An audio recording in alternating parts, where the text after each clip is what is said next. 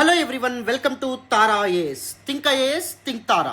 My name is Sairam Sampath Rao. Ella unnarandaru. In today's session, let us try to understand one of the key philosophical concepts from John Rawls, that is the theory of justice or the theory of social justice. జాగ్రత్తగా attention pay చేసి వింటే చాలా చక్కగా this particular theory ఏదైతే ఉందో పూర్తిగా మీకు అర్థమవుతుంది. మీరు నేర్చుకోవడమే కాదు, వేరే వాళ్ళకు కూడా ఎంతో అందంగా మీరు చెప్పగలుగుతారు. నాది హామీ, జాగ్రత్తగా అటెన్షన్ పే చేసి వినండి అమ్మ. The theory of justice or the theory of social justice was actually given by John Rawls, who was a 20th century American philosopher. ఈయన 20వ శతాబ్దానికి చెందినటువంటి అమెరికన్ ఫిలాసఫర్గా మనం చెప్పొచ్చు. ఈయన తన యొక్క important work a theory of justice which was published in 1971, ఈ పర్టిక్యులర్ బుక్ ద్వారా హిస్ థియరీ ఆఫ్ జస్టిస్ని కాంప్రహెన్సివ్గా ఎక్స్ప్లెయిన్ చేయడం అనేది జరిగింది. We just look into the crux of this particular theory. What exactly is justice according to John Rawls? This particular one will be very important in your ethics paper. You need to have a clear understanding of this particular theory to apply this one in your case studies. Ethics case studies లోను John Rawls యొక్క justice theory ఏదైతే ఉందో దాన్ని మీరు ఉపయోగించవచ్చు. In fact UPSC previous year questions గమనిస్తే 2016లో UPSC John Rawls concept of justice మీద ఒక క్వశ్చన్ కూడా అడగడం అనేటువంటి జరిగింది. వెరీ ఇంపార్టెంట్, చాలా ఈజీగా పూర్తి స్థాయిలో మీకు ఎక్స్ప్లెయిన్ చేస్తాను, వినండి. Using this theory, that is the theory of justice, John Rawls ఏం చెప్తారు అంటే justice is nothing but fairness. Justice is fairness అని చెప్పి ఆయన చెప్పడం అనేది జరుగుతుంది. జస్టిస్ అంటే న్యాయం, మరి ఫెయిర్నెస్ అంటే ఏంటి sir? Fairness is actually lakh of favouritism, lack of discrimination, lack of bias అనే విధంగా మనం చెప్పొచ్చు. అంటే ఒక సమాజంలో ఫేవరెటిజం కానీ, లేకపోతే డిస్క్రిమినేషన్ కానీ, వివక్ష కానీ, లేకపోతే బయాస్ పక్షపాతం కానీ లేకపోవడం అనే విధంగా చెప్పడం అనేది జరుగుతుంది.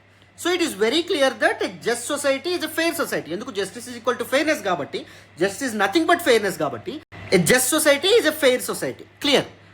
And he actually adds that two principles govern the basic structure of a just society. ఒక న్యాయబద్ధమైనటువంటి సమాజానికి ఉండాల్సినటువంటి 2 ఇంపార్టెంట్ అట్రిబ్యూట్స్ని జాన్ రాల్స్ మెన్షన్ చేయడం అనేది జరిగింది.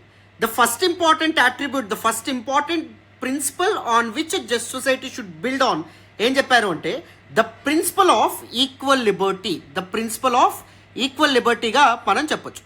What exactly is the principle of equal liberty sir? మీకు క్లారిటీ వస్తుంది, చెప్తాను, don't worry at all.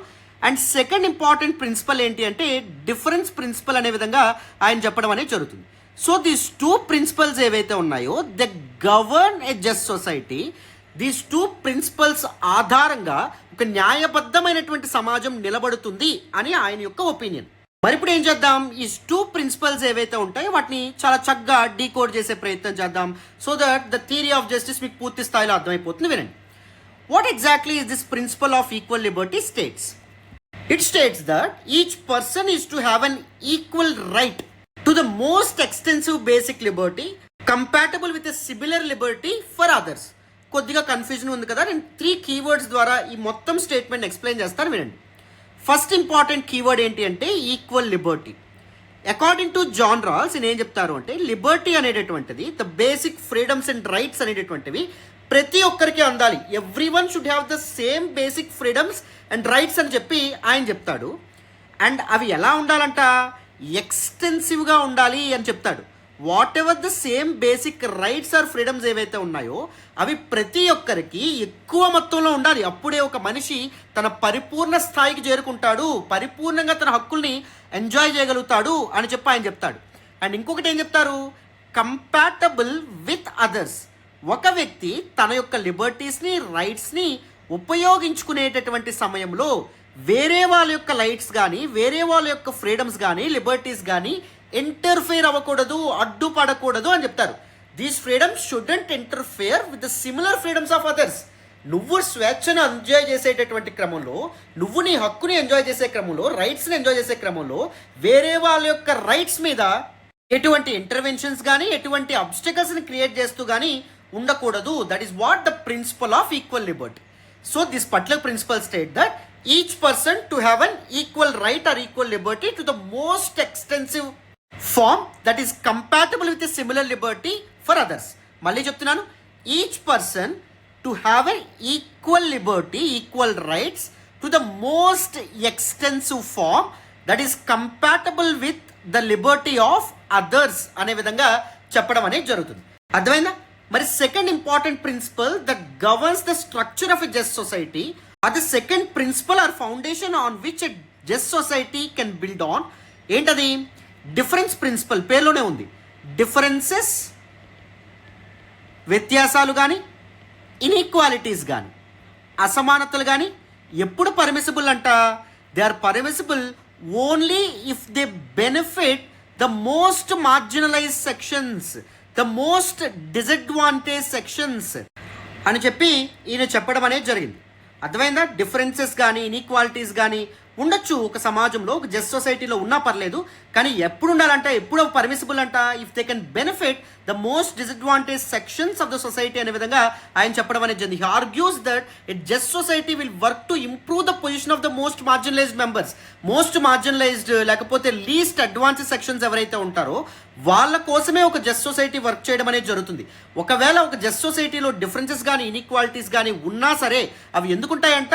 Only to benefit disadvantage section or most marginalise sections అనే విధంగా చెప్పడం అనేది జరిగింది.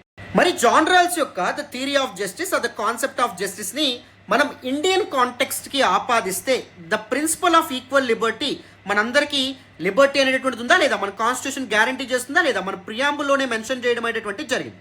అండ్ దాంతోపాటు మనందరికీ రైట్స్, ప్రాథమిక హక్కులు అనేటువంటి ఉన్నాయా లేదా? ఎక్స్టెన్సివ్ లిస్ట్ ఆఫ్ రైట్స్ ఏవైతే ఉంటాయో వాటిని మన కాన్స్టిట్యూషన్ ఇచ్చిందా లేదా? ఇచ్చింది. అండ్ దాంతోపాటు to make sure those rights are compatible with the liberty of others, అంటే ఒకరి యొక్క హక్కు వాళ్ళు ఉపయోగించుకునే క్రమంలో వేరే వాళ్ళ యొక్క లిబర్టీని కానీ రైట్స్ని కానీ డిస్టర్బ్ చేయకుండా, ఇంటర్వ్యూన్ చేయకుండా ఉండాలంటే పీపుల్ యొక్క రైట్స్ మీద కొన్ని రీజనబుల్ రెస్ట్రిక్షన్స్ అనేటటువంటివి మన కాన్స్టిట్యూషన్ విధించిందా లేదా? తప్పకుండా విధించడం అనేటటువంటిది జరిగింది. మనకి ఫ్రీడమ్ ఆఫ్ స్పీచ్ ఉందని చెప్పి ఎలా పడితే అలా మాట్లాడేస్తామా? లేదు. వేరే వాళ్ళ యొక్క పరువుకి కానీ లేకపోతే వేరే వాళ్ళ యొక్క రైట్స్ ఆర్ లిబర్టీస్ కి భంగం కలిగించకుండా మన ఫ్రీడమ్ ఆఫ్ స్పీచ్ మనం ఉపయోగించుకోవాలి. అవునా? అర్థమవుతుందా? ఇప్పుడు డిఫరెన్స్ ప్రిన్సిపల్స్ ఇదేం చెప్తుంది? Differences or inequalities can be permissible in a just society only if they benefit the most disadvantage sections అని చెప్పడం అనేది జరిగింది. మనకు కూడా ఇన్ఈక్వాలిటీస్ ఆర్ డిఫరెన్సెస్ అనేటటువంటివి గవర్నమెంట్ చూపిస్తుందా లేదా? తప్పకుండా వ్యత్యాసాలు చూపిస్తుందా లేదా? ఫర్ ఎగ్జాంపుల్ రిజర్వేషన్ పాలసీ ఉంది. రిజర్వేషన్ పాలసీస్ కొన్ని సెక్షన్స్ ఆఫ్ సొసైటీకి మాత్రమే మనం ఇస్తున్నాం. రిజర్వేషన్స్ని పాజిటివ్ డిస్క్రిమినేషన్ అనేటువంటి పేరుతో పిలుస్తాం. ఎందుకు ఈ డిస్క్రిమినేషన్ అనేటువంటిది ఎందుకు చూపిస్తుంది government? To benefit the disadvantage sections, the socially, historically, educationally disadvantage sections ఎవరైతే ఉంటారో వాళ్ళకి బెనిఫిట్ చేసేందుకు, ఉపయోగించేందుకు reservations or positive discrimination government చూపిస్తుంది. అండ్ దాంతోపాటు వెల్ఫేర్ స్కీమ్స్ ఏవైతే ఉంటాయో వాటిని కూడా గవర్నమెంట్ రోల్ అవుట్ చేయడం అనేటువంటి జరుగుతుంది. అర్థమైందా? సింపుల్గా చెప్పాలంటే the theory of justice given by John Rawls state that justice is nothing but fairness. What exactly is the meaning of fairness? Fairness is nothing but lack of favouritism or discrimination or bias అని చెప్పొచ్చు. So a just society is a fair society. And what exactly are two principles that governs the structure of a just society? The first one వచ్చేసి the principle of equal liberty. Second one వచ్చేసి difference principle. Principle of equal liberty ఏం చెప్తుంది? Every person in a just society will have equal rights or equal freedoms, and those rights or liberties will be extensive as well as they should be compatible with the liberty of others అనే విధంగా చెప్పడం అనేది జరుగుతుంది. Difference principle ఏం చెప్తుంది? Any differences or inequalities in a just society are permissible only if they benefit disadvantage sections or marginalize sections or least advantage sections అనే విధంగా చెప్పడం అనేది జరిగింది. ఇండియన్ కాన్స్టిట్యూషన్కి ఎలా లింక్ చేయాలో కూడా దిస్ పర్టికులర్ ఆస్పెక్ట్ మీకు అర్థమైందని అనుకుంటున్నాను. చూసారా? ఎథిక్స్ కాన్సెప్ట్స్ చూడడానికి చాలా కష్టం అనిపించవచ్చు, కానీ ఎప్పుడైతే మనం ఎగ్జాంపుల్స్తో చాలా డీకోడ్ చేసి కీవర్డ్స్తో నేర్చుకుంటామో చాలా ఈజీగా అర్థమైపోతుంది. మరిన్ని వీడియోస్ కోసం మన తారా ఐఏఎస్ ఛానల్ని సబ్స్క్రైబ్ చేసుకోండి, వీడియోని లైక్ చేసే ప్రయత్నం చేయండి. Thank you so much for all the support and all the love so for అమ్మ. మళ్ళీ నెక్స్ట్ క్లాస్లో కలుద్దాం. బాయ్.